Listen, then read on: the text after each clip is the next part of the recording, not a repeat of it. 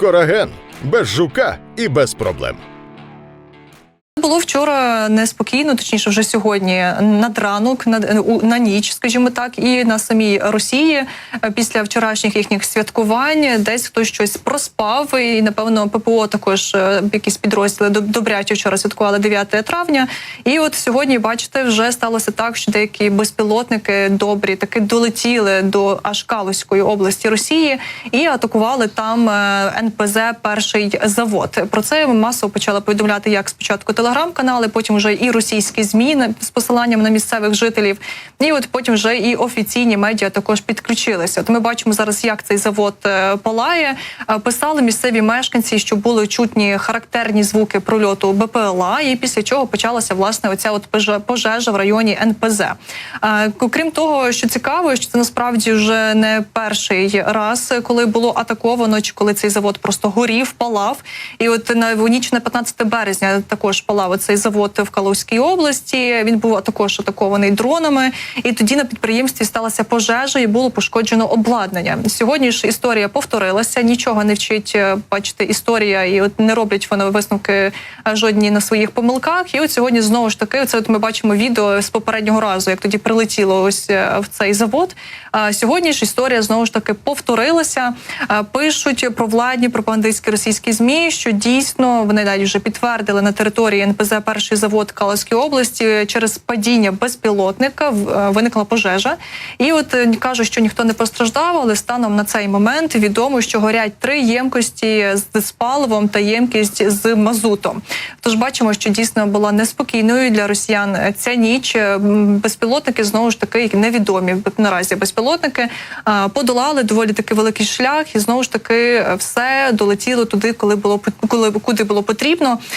Поки наразі немає конкретної інформації від джерел так у наших українських спецслужбах, хто саме стоїть за цією атакою, але із досвіду розуміємо, що це або наше головне управління розвідки, або Служба безпеки України. Ну і от окрім цієї Калузької області, де було дійсно дуже яскраво, ще також декілька безпілотників мандрували сьогодні територією Росії у той час, поки їхні ППОшники спали. І от відомо, що 3 безпілотники нібито були знищені у Брянській області, але точно зараз наразі невідомо, чи все ж таки вони дійшли до своїх цілей чи ні.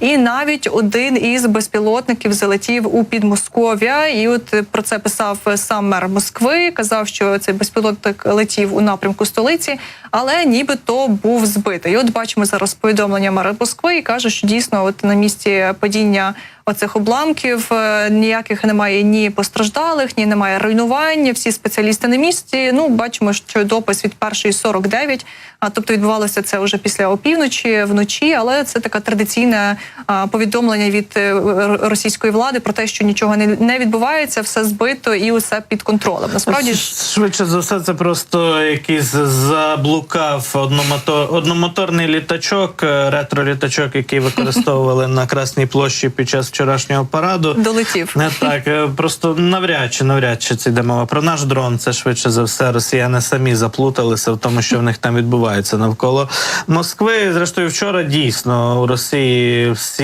весь їхній інформаційний простір заповнили пропагандистські повідомлення стосовно параду на Красній площі, стосовно виступу Путіна. І це була головна подія вчорашнього дня, але ми теж, зрештою, цього дня очікували, тому що росіяни люблять пакостити, переважно влаштовувати якісь обстріли під певні дати, і 9 травня це для них особлива дата, вони далі її культивують. І те, що Путін вчора заявляв про те, що знову ж таки на Заході реваншизм, а в Росії ядерна зброя, і знову ж таки Китай, здається, на думку Путіна, головний внесок в боротьбі проти там японських мілітаристів 40-ві роки не здійснив. Все це ми чули, це все вже було, як то кажуть, це все не вперше.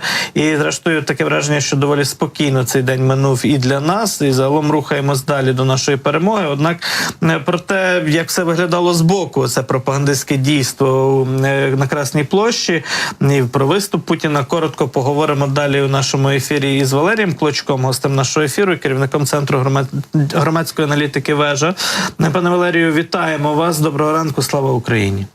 Героям слава, вітаю вас, друзі. Короткі підсумки. Хотілося б почути ваші думки стосовно того, як Путін використав 9 травня цього року, бо це, власне, завжди можливість для Путіна заявити про певні цілі, про певний стан речей, нехай пропагандистською мовою, скажімо так. І як це виглядало вчора, бо багато є в нашому, скажімо так, сегменті вже медіа, інформаційних повідомлень про те, що Путін оточив себе злочинцями з Бучі, якимись ряженими, вкотре ветеранами і так далі. І, в принципі, таке враження, що ми вже цю промову від Путіна в попередні роки чули. Чи було щось нове, на вашу думку?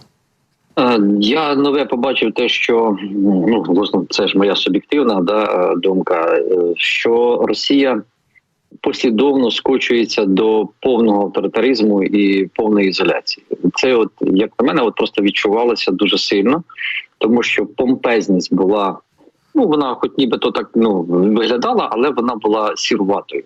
Сіруватою і через те, що нової військової техніки не так багато представлено, це очевидно, та й погода не дуже сприяла веселому настрою тих, хто там був на цьому заході.